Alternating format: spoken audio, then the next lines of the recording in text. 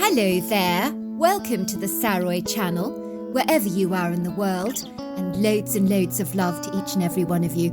How are you doing? I hope you're doing remarkably well. I'm doing fabulously, thank you very much, and all the better for being able to spend some fabulous time with you. So don't forget to go and get that quintessential glass of whatever it is you drink, and if it just happens to be something a little on the unusual side, please let me know about it, because I'm always fascinated about the different drinks people enjoy. And let's get started with tonight's story. Dear Sarah, and all your lovely listeners, in those days it was exceedingly easy to get lost, as we didn't have GPS, so basically if you weren't any good at reading maps, you did face some tumultuous challenges when it came to undertaking any type of journey, whether long or short. It was in 1982, and I was on my way to see a woman called Pearl Walker, who claimed to have known my great-grandmother when she was a girl. And I was retracing my family genealogy, as I wanted to learn all I could about her, for I had discovered that she was an interesting woman of remarkable character. I was from the town of Livingston in southwestern Montana, close to the Yellowstone River and Yellowstone National Park, and I decided to take some rural backroads to find the old cabin off the beaten track where Pearl Walker claimed that she lived with her sister Beryl. The old lady had encouraged me to take this route on my journey. "Oh, it's breathtakingly beautiful, dear," she had said over the phone. "You'll enjoy the scenery, but make sure you take the right turning to Turtle Tavern, because it's very easy to get confused." Believe me, she was right about taking the back roads, as the scenic vistas were beguiling, as Montana is surrounded by mountains, prairies, and vast areas of wood green, silvery lakes, and endless blue skies that seemingly go on forever. I think because of its distinct rugged beauty, I vehemently profess Montana to be the quintessential most magnificent American state, but you might consider me rather biased, as I have lived here all my life. There is of course one big problem when you get lost in the middle of those backcountry roads here, with not a soul around for miles. Let me assure you, it's more than a little intimidating, daunting, alarming, and very frustrating. Where the heck was I wondered, as I began studying the map intently, but everything was so badly signposted, and I was terrified of running out of petrol and not making it back to Livingston safe and sound. I pulled my car to the side of the road. I could see a large field of corn, and beyond the field of corn was an old rustic-looking farmhouse that had indeed seen better days, and was really rather run down. I could discern the man working in the field, and his tweed hat seemed to be bobbing up and down. I'd never seen anybody move their head so much before. Maybe he could possibly help me, I thought, or somebody else there back at the farmhouse could give me directions. So I began to walk through the cornfield, down an open path towards the man, where the long sheaths of corn swayed in the gentle breeze, and a few black ravens eyed me warily from a distance, perching on a dilapidated wooden poled fence that surrounded the left-hand side of the farmhouse, and they were squawking at me so loudly that they could have alerted the living dead to my presence, if indeed they'd wanted to. "Hello, sir," I said as I approached the tall, shabbily dressed stranger, who didn't appear to acknowledge me, almost as if he was suffering from a hearing impediment, for he rudely ignored me and did not turn around to acknowledge my presence. I thought he was behaving very, very strangely, as he continued to bob his head up and down, as though he was perpetually nodding. What a peculiar man, I thought to myself. "Excuse me, sir," I said, raising my voice a little louder, as it was clear to me that this man was as deaf as a dodo. "Excuse me, sir," I repeated. "I wonder if you could help me." All of a sudden I discerned a tuft of straw that emerged from his stuffed-up long sleeves that ultimately gave the game away. I realised that the man that I'd stumbled across was not human at all, but made up entirely of straw. It was a scarecrow, and a convincingly human one at that, for it had certainly succeeded in fooling me. In normal circumstances, I would have probably found this situation delightfully amusing, and even laughed at my own silliness.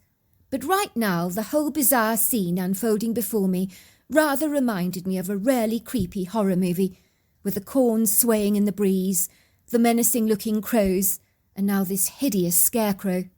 I was pontificating over these very facts when the next thing I knew was I was having a rifle pointed directly at me by a hillbilly with long, straggly white beard, who was wearing indigo-dyed dungarees made from a coarse, hard-wearing calico cloth that rather resembled denim.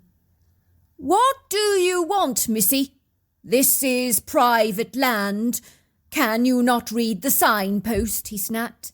At that, I nearly jumped out of my skin and was thrown completely off guard.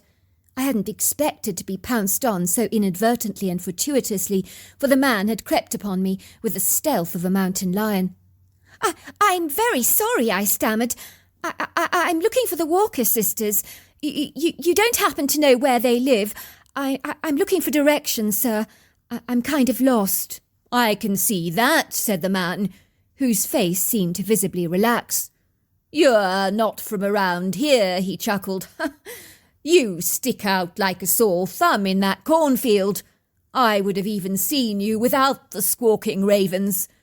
Where you from, girl?" "I'm from Livingston." "Thought so," said the man, still pointing his rifle at me. "What is it about you townsfolk from Livingston? You're all under the misapprehension that you're rural townsfolk, but you're always very adept in getting lost in the wilderness around these parts. It's like having to redirect fledglings back to their own mother's nests." "It's the maps," I tried to explain. "They're always very bad and a little difficult to actually read." "Ah, it's that excuse, is it? What do they say? A bad workman always blames his tools," chuckled the man. "So you're looking for the Walker sisters, are you? Anyone that's a friend of the Walker sisters is a friend of mine," he said, giving me a wide, toothless grin. "Take a turning to the left on the road, and you won't miss it. You'll see a sign saying Turtle Tavern. Turn down the drive, and you'll see a shabby, run-down old cabin. That's where they live. Please tell Pearl that Earl says hello. And tell Pearl I'm still waiting for that piece of apple pie she promised me yonks and yonks ago. And tell her I'm getting older every day, so she better get baking fast." He chuckled. "Will do so, sir," I said, thanking the man profusely for his genuine kindness and returning to my car as swiftly as I could, proceeding to drive down the road, where I came to a higgledy-piggledy turn-off, where there was an old rusty sign with the words Turtle Tavern that was so eroded away by rust that I could have almost overlooked it and driven past, missing the turning. I must confess the driveway looked like a precipitous obstacle course and a huge encumbrance, and that is being nice. I had to get out of my car to remove several pieces of timber that were barricading the driveway. I was more than a little reluctant and hesitant to drive my red Ford Cortina down this treacherous, venturesome pathway that really wasn't suitable for a car like mine. Still, it had to be done. And so I braved everything, and my Cortina began rolling down the boulder-strewn driveway as the moving rocks caused my tyres to slide and skid precariously forwards, veering in a tumultuous, zigzagging pattern both to the left and to the right. My Cortina was bumping up and down, rattling and shaking, and appeared to be steering itself, as it was not remotely responsive to my desperate manoeuvres to try and control it. All of a sudden, I saw a little toddler wearing a cute little pinafore dress and white stockings sitting in the middle of the driveway, obliviously unaware of the impending danger she was now in, as she was seconds away from losing her life. There was not a thing I could do to redeem this hopeless, horrifying situation, as my car now had a mind all of its own, but I just slammed down my hands on the horn and honked away. I noted the toddler was playing with stones happily, piling them on top of each other, rather like Lego blocks. "You've got to be kidding," I thought to myself. "What on earth is a kid doing playing in the middle of a driveway? What kind of a parent would allow this to happen?" Everything transpired so incredibly fast, as it does so often in life and death scenarios, or in grievous moments wrought with heightened levels of tension and drama. It would seem that the slippery pebbles propelled my car ever forwards like a landslide, for indeed the ground was very unstable. I remember feeling this dreadful sinking feeling, as if everything was completely out of my control. And despite slamming my feet on the brakes as hard as I could, and pulling up the handbrake frantically, it was all to no avail. My car appeared incapable of cooperating with me, and was moving forward on its own accord like a threatening tsunami wave, as the hazardous ground beneath my vehicle seemed to be breaking apart, giving away, and sliding forwards. All of a sudden, bolting across the driveway and grabbing the little kid from the threat of my looming tyres, was the largest creature I've ever seen in my life, that looked like a giant human, completely covered in hair, with ape-like influences to the appearance. He grabbed the little toddler protectively in his arms, giving me a wary look through a pair of deep-set dark eyes, as if, "What do you think you're doing?" type of expression on his leathery human-like face that was devoid of any hair. The anomalous humanoid creature threw the toddler over his gargantuan-sized shoulders and glided down the driveway on a pair of very long, powerful legs, with the agility of a mountain goat and the grace and speed of a cheetah. What the heck was that, I thought, as everything had transpired in mere seconds, but I knew what I'd seen, and although it seemed surreal, it most certainly had happened.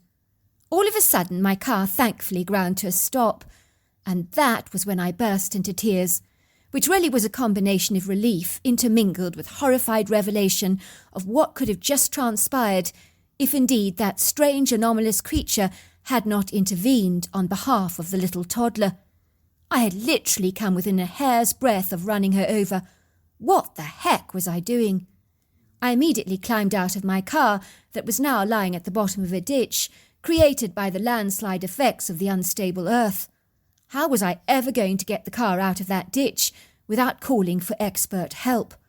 I really believe that I'd risked life and limb tackling possibly the most treacherous driveway I have ever encountered in my entire life.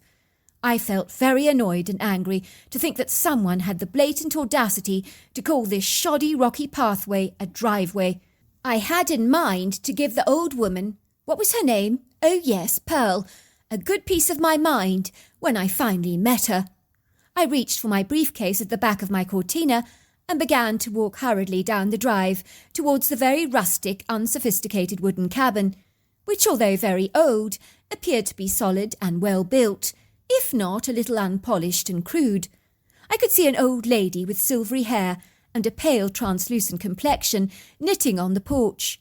She looked up at me and smiled at me with warm, bright blue eyes, and there was something about her that made me feel as if I'd met her before. "You must be Beth Ann," she said. "I've been expecting you. Well, we've both been expecting you, actually. You did not need to blow the horn that loudly, dear. We're not that deaf, despite our old age," she teased. I barely heard the woman's words. "My car is back there on the driveway," I piped. "I nearly ran over a toddler playing there. A big beast, a monstrous creature. It carried her away." I was stammering, and the tears were pouring down my face like heavy raindrops, and I couldn't help myself from bursting into tears, as I'd had such a monumental shock. Oh dear," said Pearl. "You are terribly upset, aren't you? Come with me," she said, guiding me gently into a bright yellow kitchen, decorated with a huge dresser, piled high with blue and white cutlery. "Now, you sit down there," she said, pulling out an upholstered velvety blue chair next to a large wooden table. "Let me make you a hot cup of sweet tea," said the woman, placing the red kettle on the hob. "My mother used to say tea is one of the best medicines for shock, but it needs to be very sweet. That's the big secret." You don't understand," I said. "I'm so worried about the toddler I saw. I nearly ran her over. This hairy thing, this monstrous big creature, I'm not sure what it was. It took her. It was very, very scary. What should I do?" "Oh, you're worried about my granddaughter Matilda." "Oh, she's fine," the old woman assured me. "I saw her a second ago." "Matilda," called the old woman. "Matilda, come here, sweetheart." At that, a little toddler carrying a gollywog in her arms came darting into the kitchen and looked at me and chuckled. She seemed to find the sight of me terribly funny. "That's her," I said. "That's the kid I nearly ran over. Oh my goodness, she's all right. I saw this great big hairy thing running off with her. I was worried it had abducted her, but thankfully she's fine. Oh, I do feel relieved." I bent down towards the little girl. "Are you all right, Matilda?" I asked her. "That big black thing, it didn't hurt you, did it?" The little toddler began to chuckle and then point at me. "Funny lady," she said, looking at me as if I was an interesting specimen in a zoo enclosure. The old woman handed me some tea with a rather befuddled, bewildered expression upon her face. "Matilda is my granddaughter," she explained, "and I'm watching over her for my daughter. I don't know about any black hairy monsters, I'm afraid. I'm not actually sure what you're going on about. Perhaps you saw a black bear loitering around the place. We do get them around here from time to time, and they can be a dreadful nuisance. They're always digging in our dustbins." "Look," I said, trying to compose myself so that the old woman could make sense of what I was trying to say. "Let me start from the very beginning, shall I? To put you in the picture about exactly what happened to me a moment ago.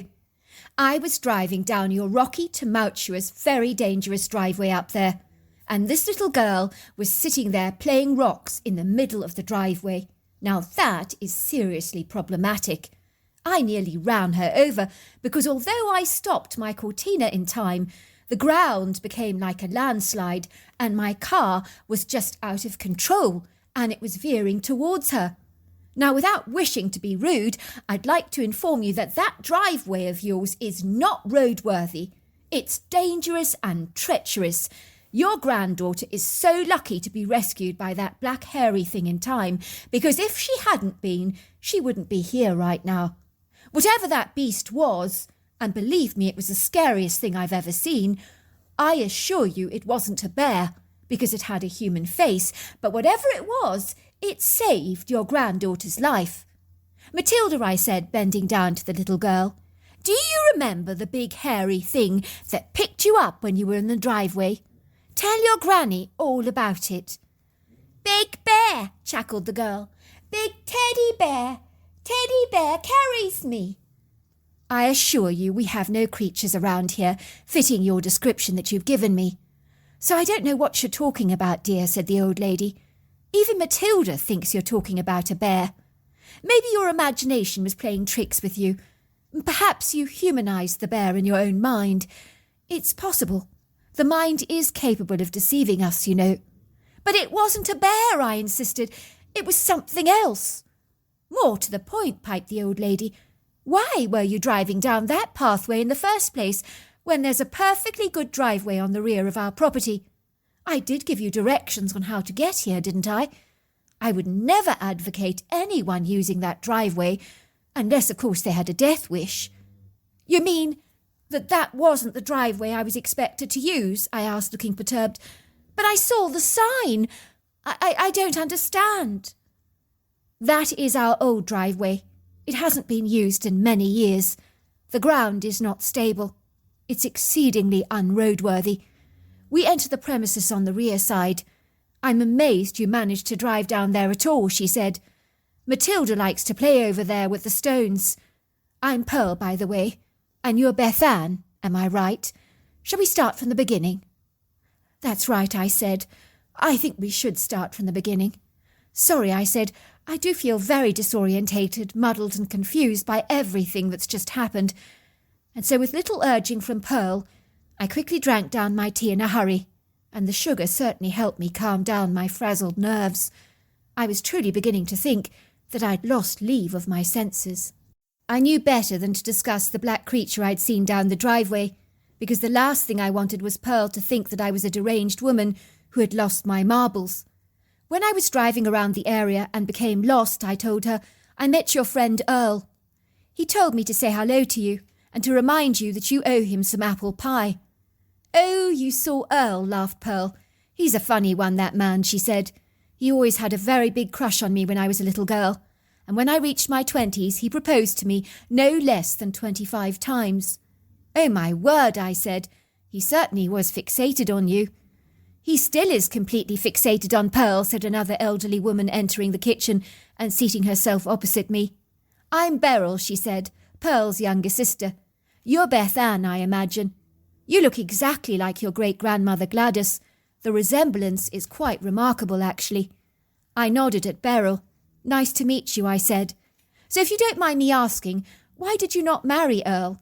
He seems a nice enough man to me, I asked Pearl.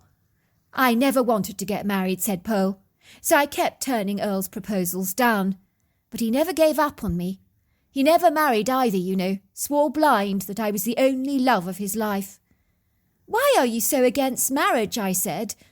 Believe me, girl, you would have been against marriage if you'd been brought up in my household. My parents had the most turbulent, out-of-control marriage you could ever imagine. They were like two fighting dogs, and never stopped tearing each other apart, limb from limb. You mean they actually engaged in physical altercations together? I asked, looking appalled. No, of course not, said Pearl. Not like that. My parents used words as their weapons of choice, and believe me, it was brutal, because words, well, they can be more unkind than any kind of physical weapon, I assure you. It was brutal, repeated Beryl. That's the perfect word to use. My sister's absolutely right. Don't get me wrong, our parents loved each other, but they couldn't live together. Some people just can't. We both swore blind we'd never get married after that, because we were raised in such a volatile environment where all the hidden landmines were literally words, and those words could tear you to shreds because they hurt so much. Well then, what about Matilda, your granddaughter? Who's the father of your daughter? If you didn't get married, I asked, looking at Pearl with confusion on my face. Well, Matilda is Earl's granddaughter, said Pearl, giving me a big wink. Just because I didn't marry him didn't mean we didn't see each other from time to time, she said, giggling like a naughty schoolgirl. Of course, in those days it was frowned on not to be married, but Earl and I pretended to have tied the knot, and everybody believed us, which stopped all the tongues wagging at the time. But no, we never married. I won't ask any more prying questions about your colourful life, I joked.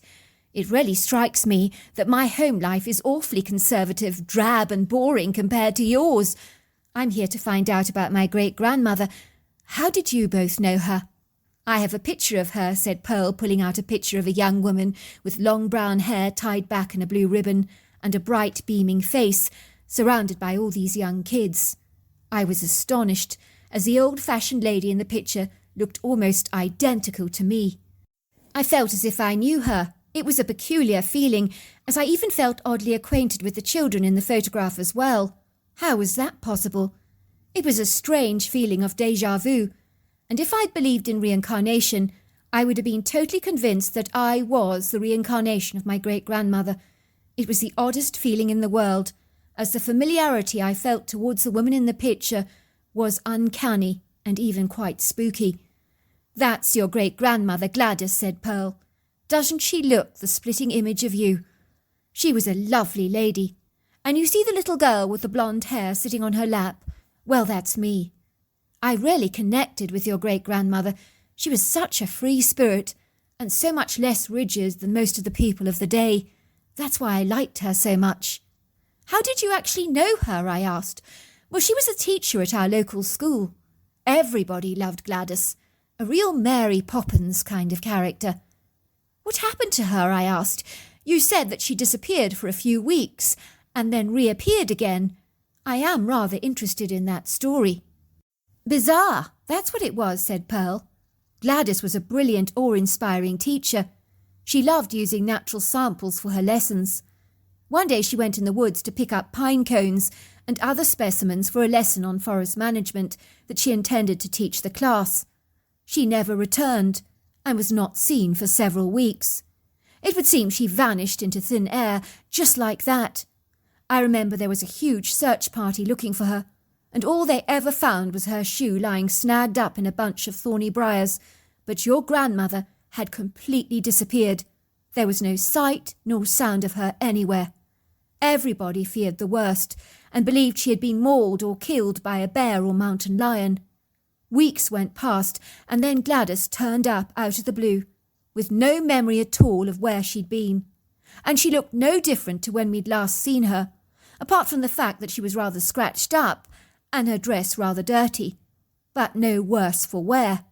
I mean, her hair hadn't grown over that period of time, nor had she lost weight from being deprived of food or anything. There was no explanation as to where she'd been. It was as if she'd vanished for 1 second and returned the next.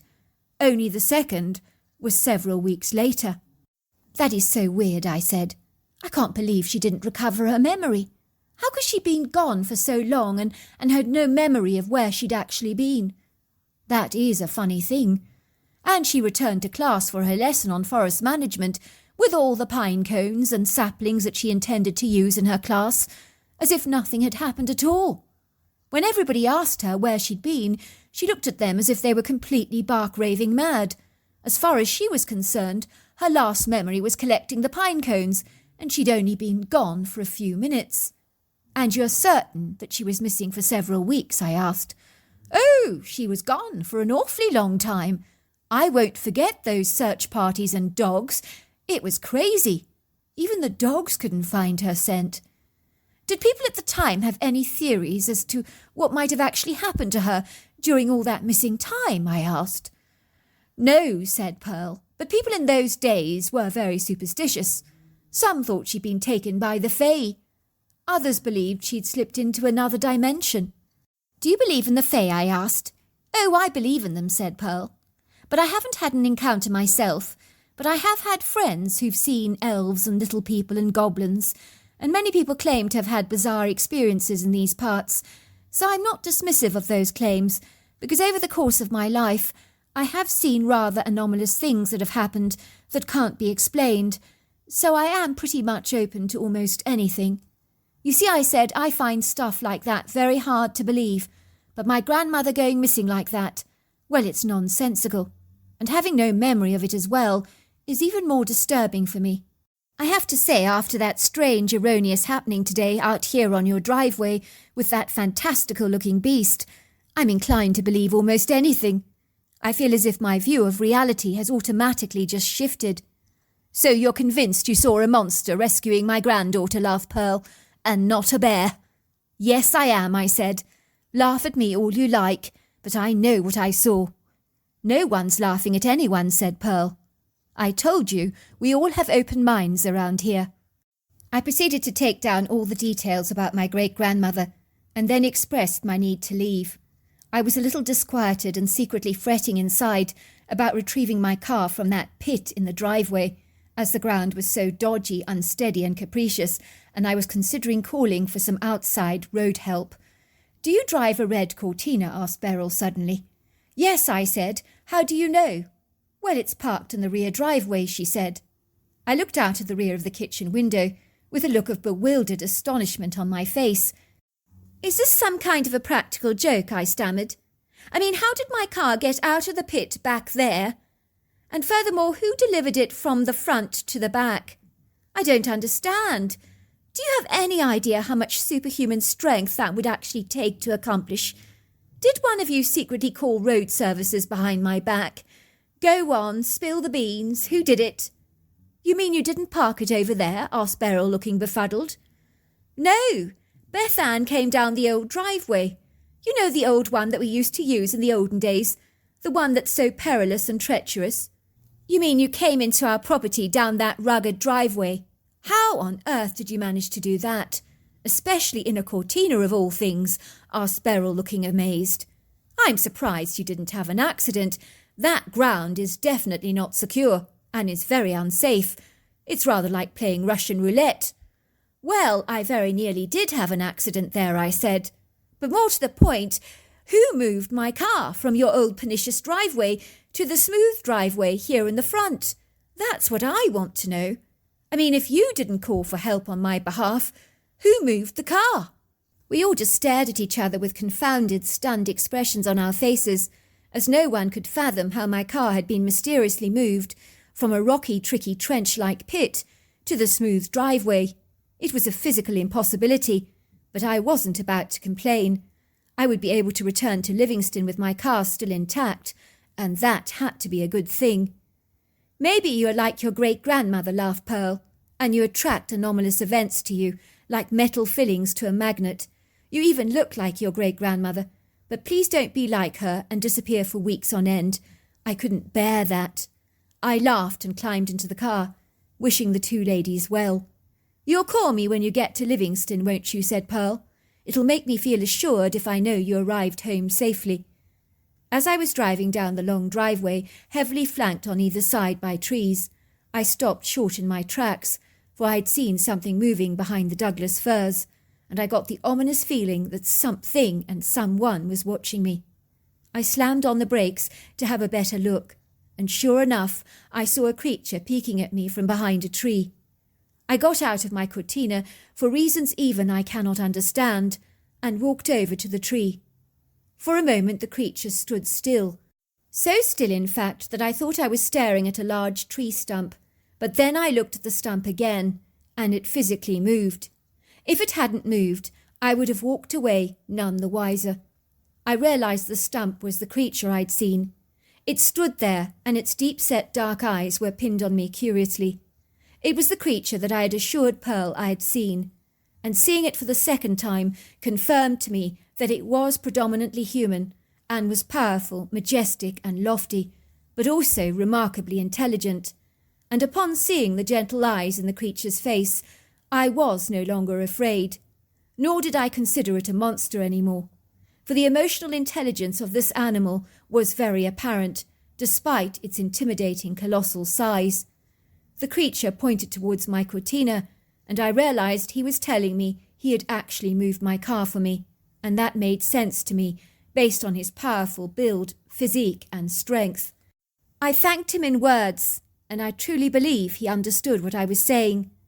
The creature seemed rather friendly. He stood there watching me as I climbed into my cortina, and then he ran alongside my car, until I took the next turning, and then he turned around and glided back from whence he'd come. All these years later, I realised I'd encountered a Bigfoot. So there you are. That's my story. What a fabulous story. If you enjoyed it, don't forget to subscribe to the channel. Until next time, goodbye and good night.